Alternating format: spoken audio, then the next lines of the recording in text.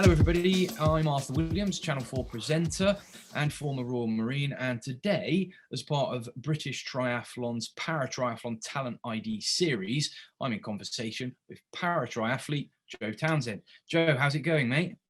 Yeah, I'm good, thank you, Arthur. Good to see you. How's the training coming on? It's here and there with COVID. I've had a bit of bad health with COVID, long COVIDs, which has impacted me a bit. But things are slowly starting to pick up again. Good, good. Well, let's start our conversation right back at the beginning, way back before you got involved with triathlon, way back before you even joined the forces. Let's go back to your youth as a child. And how have you always been interested in triathlon and sport as a general? No, not at all. I suppose from a young age, I always had a keen interest in the military. And then I joined the Marine Cadets, when I was 13. And from there, that's where my kind of aspirations to join the military came from. And with the military, hand in hand goes fitness. So although I like my rugby, I liked playing sports, I was kind of more keen in fitness, being able to run, go to the gym. And that's kind of where it started. Obviously, as you know, to be a Royal Marines Commander, you've got to be extremely fit. You've been there, you've done it as well. And I suppose after injury, my kind of natural thought was to let's carry on pushing myself, and kind of found triathlon as an incredibly tough sport as it is. Yeah, we like to pick ourselves up as Marines, don't we? Only the top 99.99% need not apply. But, you know, it's a fantastic starting point for sport. And I think, like you, well, how old were you when you joined the Marines, Joe? I was 17. Yeah, exactly the same as me. I joined pretty much straight out of school, and the Marines was the place to go. I absolutely loved it and thrived with training. How did you find training? I didn't find it too bad, to be honest. For me, it's more the mental aspect of it. But pretty early on, I kind of, you take it as a game, don't you? If you take anything to heart, then you're going to really struggle to get through it. But you kind of know when you're a nod or a recruit in basic training, you know what's ahead of you. You know it's 32 weeks. You know you're going to get ragged from pillar to post. And if you can try not to take things personally, and just treat it as a game, and know that actually nothing you can do is going to be good enough. And as long as you can stay injury free and pass the physical, you've just got to keep grinding and driving it and just keep going. And you know, eventually you're going to get to the end of those 32 weeks and pass out as a bootneck. Many people that are watching may not know what the Marines were and how they differ from the Army, but it's certainly regarded as one of the toughest military training sort of regimes that you can put yourself through. And you mentioned it there about the mental element of things. I think I completely agree with you. The mental aspect of training is more important than the physical aspect of it, because what they're looking for are people that have got that mental application and drive and willpower to succeed and not give up, not give up despite what they throw at you. And I think many of these things can be drawn in parallel to elite level sport, like athletes, like what you're experiencing now. But before we go on to that and how it's helped you, so your military training's helped you in your career as an athlete, let's talk about the injury that you sustained whilst serving with the Marines. I think you were injured in 2008, weren't you? Yeah, I was out in Helmand in 2008 with 40 Commando. We've been out on a really early morning patrol. We went out under the cover of darkness, night vision goggles on, went out to a point where we believed the enemy had been laying improvised explosive devices. If I remember correctly, we had a small scrap with the enemy. Nothing eventful really happened, and turned back to go back to our base. And then I was point man of our section, which means I was the guy walking at the front of the patrol. And then about 800 meters outside of our forward operating base, bang, I trodden on an improvised explosive device. At the time, the first thing I remember was just like being in the air, this huge explosion, plume of smoke. And it seems like really surreal when you look back on it. And I remember just hitting the floor, and I was propped up by my rucksack. And initially I looked behind, I was like, somebody's been blown up. And then I remember looking forwards, seeing that both my legs were missing. I was like, yeah, that's me. I'm the one that's been blown up. But crazy, yeah, crazy times. That's incredible, isn't it? I mean, from the marine sort of humor side of things, you went out looking for improvised explosive devices and you found one. Yeah, I found it. Gosh, that's terrible, Joe. I mean, I'm in a wheelchair, and when I had my accident, it's one of the things that you remember is like not so. I don't know whether you felt very much pain. I remember feeling a bit of pain, but I remember feeling, my legs weren't working, but thinking, the doctors will be able to patch me up and everything will be okay. So after you had the explosion, then how did your comrades react, and how you evacuated back, presumably to Bastion and then Kazovac back to the UK? Yeah, I mean, I was really lucky. Our medic Ryan was attached to the back of my section. So I remember I sat there, and my initial thoughts were to try and get my tourniquets out of my medical pouch and start trying to strap my legs up. I remember I was trying to pull my arm across, but I couldn't grip the pouch. Later on, I realised that I'd actually shattered my elbow as well in the blast, and that was really badly damaged. But as I'm there, kind of trying to get to my tourniquets, Ryan, complete disregard for the fact that we were potentially in the middle of a minefield now, came straight up and started patching me up and giving life-saving first aid. And it must have been a lot, it would have been minute by minute touch and go for you, having lost such big limbs. I'd imagine that the sort of blood loss, you would have been very close to death, I suppose. Yeah, I mean, I was on the ground for over an hour waiting for the helicopters to come in. And yeah, it was touch and go. I just remember this overwhelming desire to close my eyes and fall asleep. It's a bit like, when you're watching something on TV and you're a really good film, but you're absolutely shattered and you're really keen and trying to watch it and stay focused, but all you want to do is close your eyes. Yeah. And just nod off. And it felt just like that. Well, I knew in my mind that if you kind of close your eyes now, that's it. You're not waking back up again. Blimey. Gosh, that's incredible, teasing story. So what was the journey thereafter then? When you got back to the UK, what was the kind of prognosis? What were you told? What were you kind of going to go on and do with your life? Yeah, so when I got back into the UK, I spent the first initial 6 weeks in Selly Oak Hospital in Birmingham in the intensive care unit.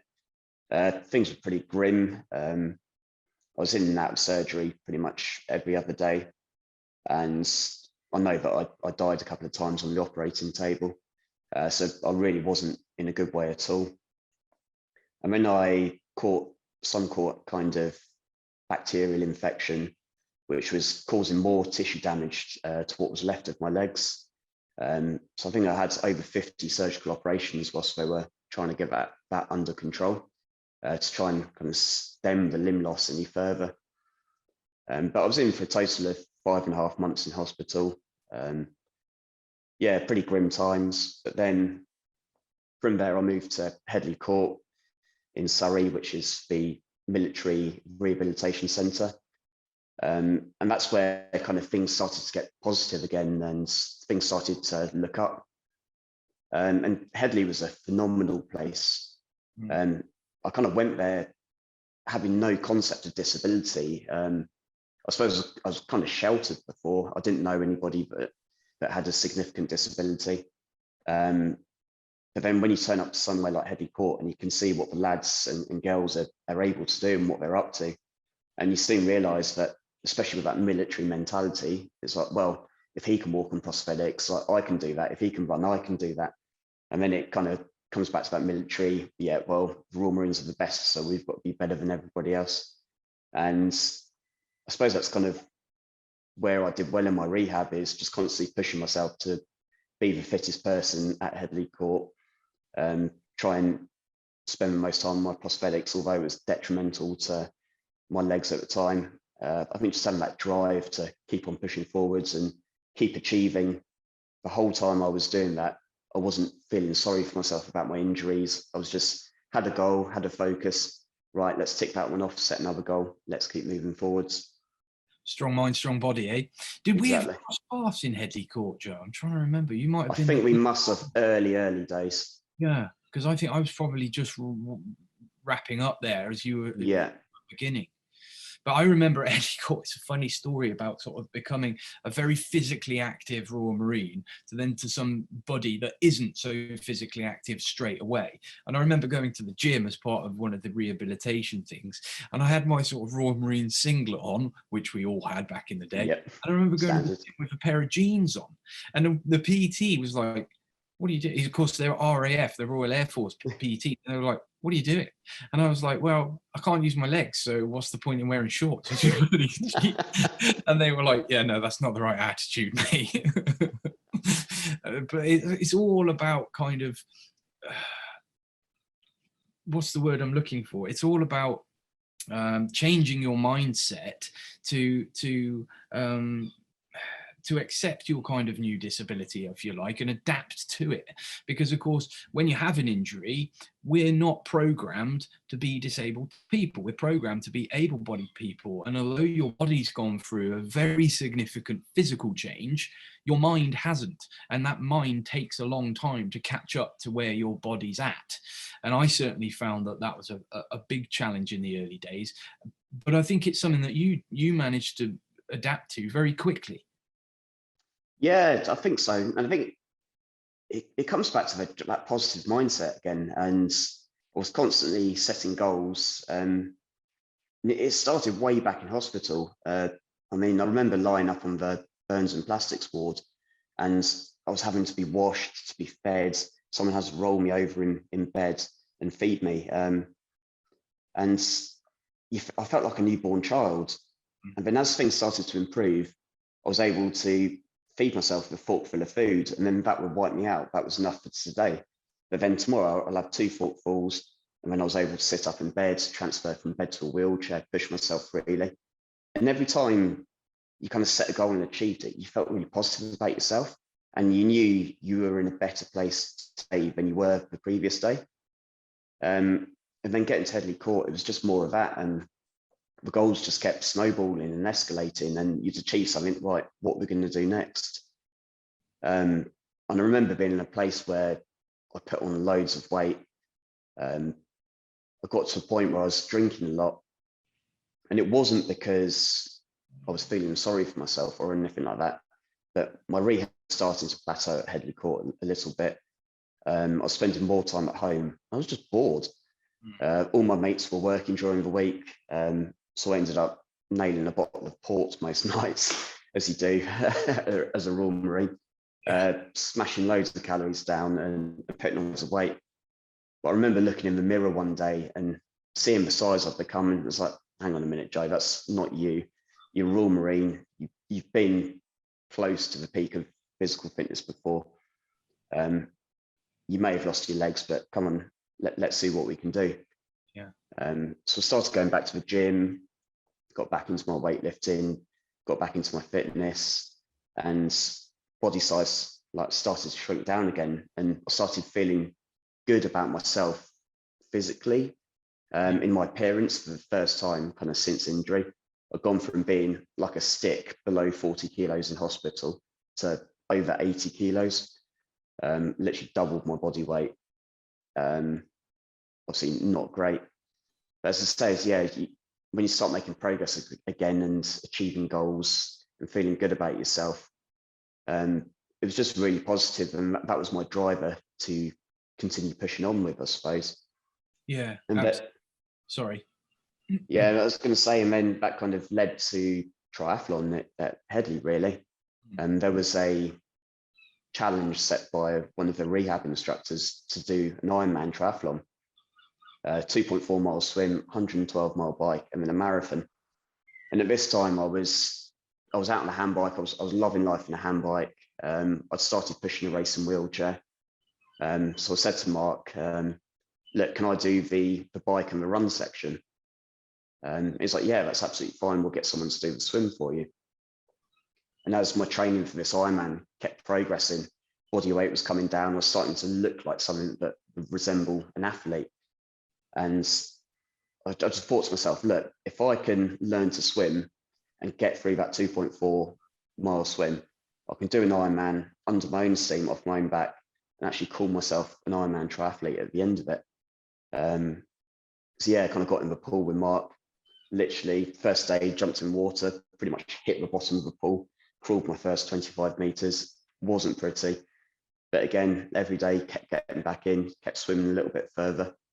And then by the time Bolton came round in 2011, I was able to do the 2.4 swim, did the 112-mile bike, and did the marathon in my racing chair, and came across the finish line as an Ironman just under 13 hours later. Amazing. I think I remember when you went for that first Ironman, because I think you were one of the kind of first military personnel to go through rehab at Headley Court. One of the great things about military rehabilitation is that they point you in lots of different directions to take up different sports and try them and see where you go. I got involved with wheelchair racing for a little while, but I don't have the athlete's mentality like you guys do. But I think I remember you going for that Ironman to begin with, and I found that really, really impressive. Who was Mark, you mentioned, Joe? It's Mark Airy. He was ex-military, ex-army, I believe. He was one of their civilian rehab instructors at Headley Court. Just a guy as an RI, he's done several Ironmans himself, and thought actually as a challenge for the boys and girls, let's see if we can get them through doing something that most able-bodied people wouldn't attempt to achieve. So we came up with the concept of Team True Spirit, which we kind of branded ourselves as a charity, with the idea that we'd take on this Ironman challenge, foremostly to give the lads and girls something to aspire towards, something to achieve themselves personally, but then try and raise a bit of money for military charities along the way. Yeah. But yeah, Mark was a phenomenal guy, really kind of, I suppose, implemental in my rehab and my mentality, and pushing me forwards, definitely get me hooked on triathlon, and I suppose the start of my future career later on with paratriathlon. So why did you think triathlon was the way to go? Because obviously you mentioned that the Ironman was there. Do you think that because it's perhaps linked to Ironman sort of competitions, that there's kind of that feel of it being the epitome of fitness, really, because it combines lots of different sports, and it's an endurance test more than anything? Yeah, I suppose before I really looked at Paralympic sport, I did the Ironman, have that under my belt. And once I'd done my first triathlon, I was like, look, I'm hooked now. I love this, because it is, and especially over the long distance stuff, you're not racing anybody, you're racing yourself. And actually, even over the shorter stuff, I never race my field. When I'm in a paratriathlon race, I'm always racing myself. And because it is almost a time trial format, it's really hard to be able to impact somebody else's position in a race. It's non-drafting on the bike, so it's kind of down to you to make your own race. So I suppose I love that mental aspect of it, of fighting against myself, and you're pushing yourself and it hurts, and it's kind of you and your body, like your heads and your body pushing each other. It's like, right, how far can we go? How much like pain can you take? And I suppose it's a little bit sadistic in a way, but that military mindset is kind of like, right, come on, body, let's do this. Let's see what you've got. Yeah, we're used to that sadism. Yeah, and I think that is what drew me to paratriathlon. I mean, when I first started doing the triathlon training, paratriathlon wasn't an Paralympic sport. It was new into the games for Rio in 2016.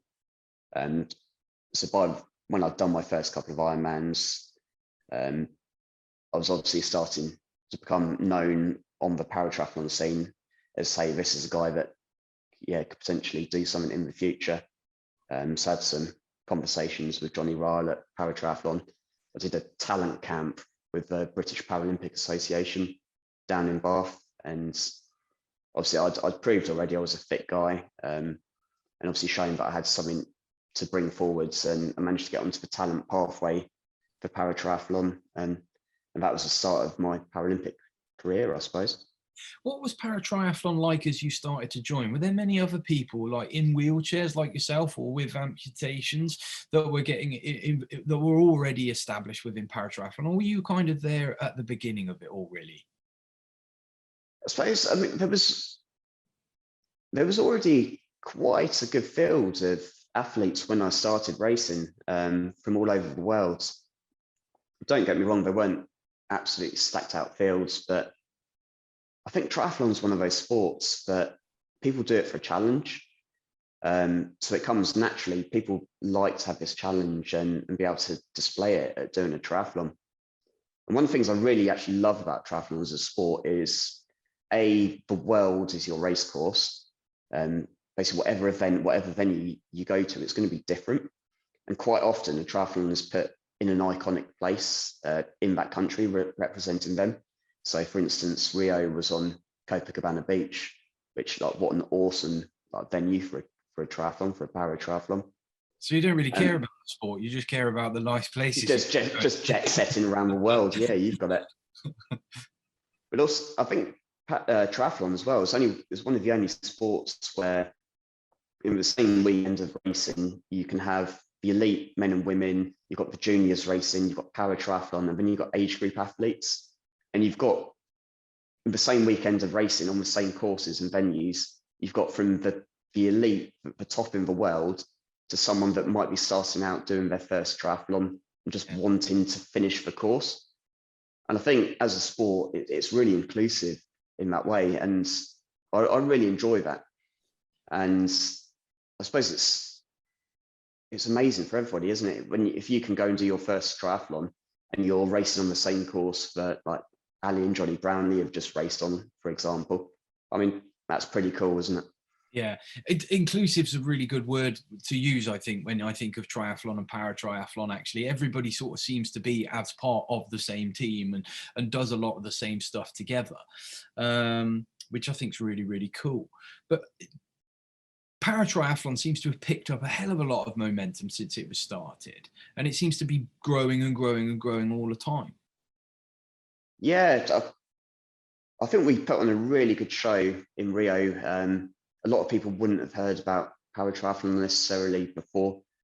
And again, when you're racing in the same venues as able-bodied athletes and age group athletes, I think they're absolutely astonished by the fitness levels of the athletes and the speeds at which we go. When guys and girls off the team are turning up to their local triathlon events for training purposes and finishing on the podium in an able-bodied person's race, I think people really kind of take a step back and is like, wow, this person's just absolutely shown me how to do it, and they're disabled. Yeah. And I think that's another fantastic thing about triathlon is, once you're in your equipment and you're going, your disability becomes fairly irrelevant. Yeah. I mean, paratriathlon is brilliant when you're racing people that are in the same boat as you, because it gives you somebody else to race against. But even when you're racing able-bodied people and racing yourself, it's just great to be able to continuously better yourself every day. And there's not many jobs in the world where every single day you can better yourself and get more rewards. Yeah, it's a cracking job to have. That's one thing I always say to people when it comes to sort of disabled athletes or disability sport in general, is like, you've got the athletes that put in the same number of training hours and the same amount of commitment as able-bodied athletes, but they've got a disability to manage on top of that in part of their daily routine. You know, that's just more work and makes life a lot more difficult. And that's not an easy thing to do. But I like what you said there about sort of, once you've got into your equipment, either your recumbent cycle or your racing chair, you're in your zone, then you're in your element, and you've got what you need in order to be able to do the job that you want to get done. And it gives you that sense of sort of freedom and achievement, I think. Yeah, no, definitely. What are the elements of the racing that you enjoy the most? You've got to have a favorite of the three. So it's really hard. I mean, the racing wheelchair is probably my strongest element. I'm a pretty in terms of the elite field, I'm a very average to poor swimmer, but I'm very strong on the bike, and I tend to set some of the fastest racing wheelchair times. But I actually really enjoy the swim. Yeah. It's my weakest part, but I love open water swimming. I live down in Eastbourne, got the sea on my doorstep. So I love being out in the elements, and I really enjoy the swim aspect. It's hard ones, probably between bike and swim. I love the bike, the speed, the cornering, and I don't know, I'm a bit of a tart, I suppose. I like having a nice shiny carbon fibre bicycle, pimped out with all the top gearing on it. It's a thing of beauty. Happy days. That's awesome. And they're not cheap bits of equipment either, are they? They're a hell of a piece of engineering. Yeah, I mean, I probably routinely, when I'm flying to races, you've got upwards of £20,000 of kit with you. By the time you've got your bike and your racing wheelchair, it's unfortunately disability sport, things aren't cheap. Even basic bicycles aren't the cheapest things in the world. But I mean, you don't need the highest end equipment to be able to race. But obviously, when you get into Paralympic standards, you've got to take those gains where you can get them, because every second counts. They might be expensive, but they're nowhere near as valuable as the man that sat in them. Exactly. How do you deal with the wheelchair racing? Because whenever I did it, I got terrible blisters on my fingers and hands. Every single time I went out, it was horrendous. And that's the thing, is I'm quite quick in the racing wheelchair. It's just the most uncomfortable thing that I've ever been in. And I'll do a session, and like, if I've done an hour and a half in it, it's just like, get me out of this thing now. It's meant to be promoting it for people that want to get involved. I know. And them off. But that's it, isn't it? I mean, these are the sacrifices you have to make in order to be able to compete, I suppose. And that, yeah, I suppose it looks really glamorous being an elite athlete, and you're traveling around the world and you get to see some amazing places. And if you love training like I do, you couldn't wish for a better job. But I suppose the bare bones of it is you spend most of your life like hanging out. You're in the gym, you're killing yourself. You're on the bike and you're redlining it, or you're in a piece of equipment and you've got blisters, you've got cuts, and you're carrying on going. But at the end of the day, they're small sacrifices to be able to do a sport you love, do a job you love, and to be able to fight for your country. Yeah. I mean, it's such an honor to be able to compete at the highest level and be on the world stage. And every hour of training you're putting in, you've got a scrape or a cut or an injury. It's just, it all goes out the window when you get onto that start line and on that start pontoon, and that horn goes, and then you're off racing, and the thrill, the excitement, and the adrenaline, it's just second to nothing. I love it. You say that you're hanging out there, but like, however tired you get whenever you've finished a really intense training session, it's that feeling of satisfaction at the end of it, isn't it? That kind of what is it when it's your body, endorphins, isn't it? Yeah. Your body produces and makes you feel really good. So let's talk about your training for a little bit there, Joe. What's your sort of, COVID aside, what's your sort of average training day look like, and how intense is it? What time you got to start? What time do you go to bed? How much do you eat? Yeah, so typically I'm training 20, 22 hours a week. I've tried doing more in the past. I've tried doing less, and that ended up being the sweet spot for me. And that consists of swimming, hand cycling, the racing wheelchair, and then you're in the gym for strength and conditioning 3 times a week. And that's really tricky to actually manage the balance when you're in a wheelchair and you're solely reliant on your arms to do all 3 disciplines. The hardest bit I found with training is just getting the balance right and being able to get enough training stimulus in to be fit enough to be at the top, but also recover in between sessions and stay injury free. But yeah, I suppose I tend to get up pretty early. I'm up at 5:30 in the morning and get ready for an early swim. The reason I tend to swim fairly early is to be able to get that session done out of the way, and then give myself a few hours before I get stuck into the next session. But typically train 2 to 3 times a day, 6 days a week.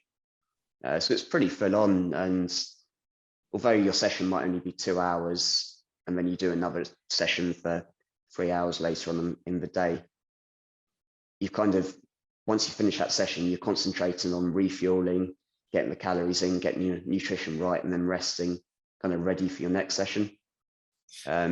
So it's not all kind of, I'll just train and you've got loads of free time to go and do whatever you want. It is a commitment, and it's a lifestyle as well. And I think you quickly learn that when you start getting towards the kind of top ends of the rankings, and every little makes a difference. So your sleep, your diet, you're kind of just chasing every win you can. And what do you do when you're not training? How do you let your hair down and relax? I don't know. You don't relax, do you? I've never done it. You just try. I sit there and polish my bike. No, I live out in the countryside a little bit. I'm a proper country boy, so anytime I can get outside, be in the fields with my 2 spaniels. I've got an electric quad bike which I go around on, walk them. Just being outside with my boy, or again out on the sea on my paddleboard. Just generally being outside. That's kind of how I unwind. And you've got a family of your own, haven't you, Joe? So is it quite difficult managing your training and your competition routine and calendar with family commitment as well? Yeah, it is tough. It was much easier before I had a child. But I've got a little boy now. He's 3 years old, and whereas he used to go and you'd think nothing of spending 3 months out of the country on a training block and then back-to-back competitions, it becomes much harder when you've got a child. Obviously, you miss them; they need you, and then you obviously take for granted that your other half has got to pick up your half of the slack whilst you're away. So as I said, being an athlete, it is a lifestyle. It's a huge commitment, but you also need a really strong kind of family support network as well, because inherently, as an athlete, you've got to be selfish, and your number one focus is you, your performance, your body. So you tend to become kind of very closed in on yourself. So to be able to have an understanding family and support network is really critical. Just get rid of that. There we go. Cool. Yeah, happy days, man. So British Triathlon, how do you find them as an organization in terms of giving you the support that you need? Yeah, I mean, British Triathlon, I think they've been phenomenal. I've been with them for nearly 10 years now, starting off at the early days where we had minimal staff, minimal funding, to the program just growing and growing and growing, getting more medal winning athletes on board and then more staff. But when you're under the wing of British Triathlon, you've got so much support there. You've got all your practitioners, from your nutritionists, your strength and conditioning, your physio, your sports psychology, performance and lifestyle. I mean, you've got the experience of world-class training coaches, world-class facilities.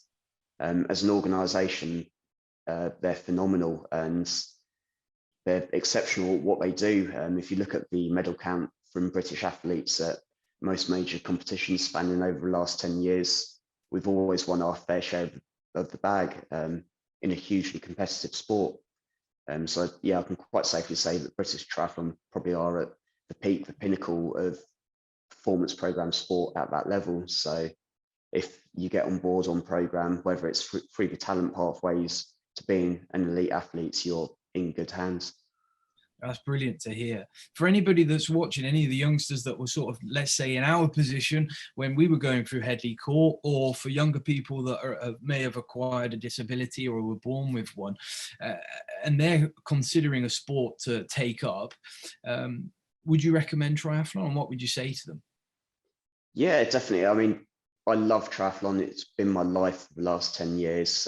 Kind of eat, sleep, breathe triathlon.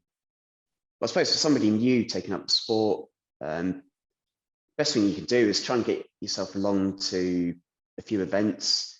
There's loads of kind of groups around of, say, hand cycling, for instance, people which go out and train together. It's worth asking people to borrow equipment, to borrow bikes, and just try their individual disciplines of the sport, see if you like it initially. And then you can look at contacting British Triathlon from their talent development pathway. They've got coaches, they've got people which can help you and guide you if you're new into the sport and interested. But for myself, I think if you're in a position where you're interested in triathlon, you're kind of already embedded in the three disciplines of the sport. So you may have the equipment, you've been doing it for some time, and now you want to be able to do a triathlon. Just speak to your local race organisers. Most races are incredibly accommodating when it comes to para sport. And a lot that I've worked with in the past will bend over backwards to be able to make a course successful for you and for your needs.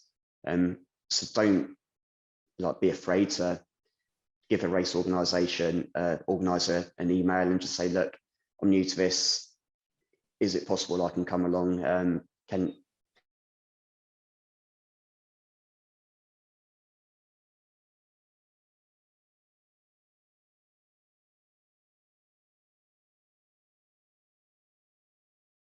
In this country, in Britain, there are loads and loads of like clubs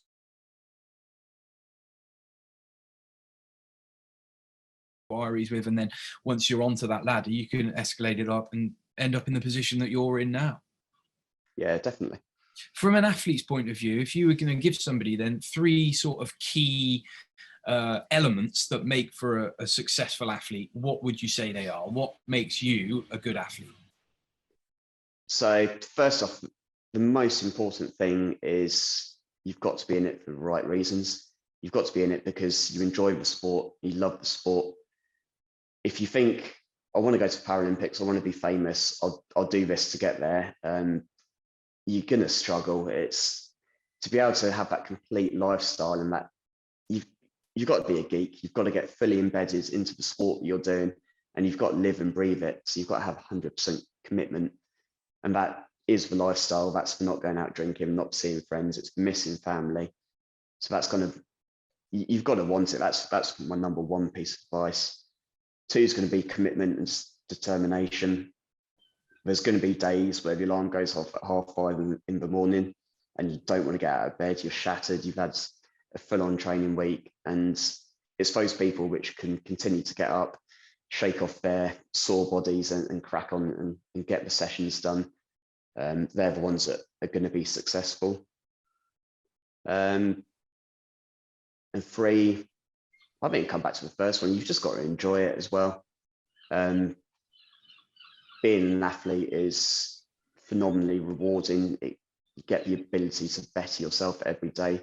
But again, if you're not enjoying what you're doing, and having a smile on your face every day you're coming out of a hard session, then yeah, you're probably not quite in the right job for you. Yeah. So commitment, determination, and enjoyment. Yeah. That sounds go with that. To me. That sounds pretty good to me. I understand you're not going to Tokyo, Joe, because you've got long COVID. Yes, absolutely gutting for myself. So it was March last year. I was flying back from Lanzarote. I'd been out there on a training camp for 3 months. It was a big camp, obviously prior to heading into what was supposed to be the Tokyo Games in 2020. I was absolutely flying. Personally, I couldn't believe where I was at that early stage in the season. I was really, really excited about the year ahead, and that prospect of being on the podium in Tokyo was looking really real. I mean, unfortunately, we got one of the emergency flights back from Lanzarote to the UK as COVID kicked in. And my wife was sat next to a man that was coughing the whole way back. And about 5 days later, I started coughing. And yeah, that was me with probable COVID. Unfortunately, at the time, it was very early days and I wasn't tested for it straight away. But the long-term effects of that illness, still today, probably nearly a year and a half later now, are still pretty prominent. And although I did qualify for the games, I'm physically not in a position where I can go and compete and be my best. So like absolutely gutting. Had to make the decision to withdraw from the games. Yeah, that sucks, man. Well, that really, well, you've got a roadmap though going forward with your training and everything and your competitions and stuff, looking beyond Tokyo, presumably. Yeah, I kind of taking every day as it comes at the minute. It's kind of slowly see what the body's doing. And with COVID, it's the unknown at the minute, and it's really hard to be able to make any firm plans moving forwards. But fingers crossed, I can get back to a point where I can go out on the bike and just enjoy it and be able to enjoy training again, and my body responds well to it. And then we'll see what happens after that with moving forwards, different games, Paris, who knows? Well, fingers crossed. Joe, thanks for talking with me, mate. It's been a pleasure to catch up with you. No, it's really good to see you, Arthur. Yeah, I'll see you in a bit. Yeah, catch you a bit. Cheers, mate.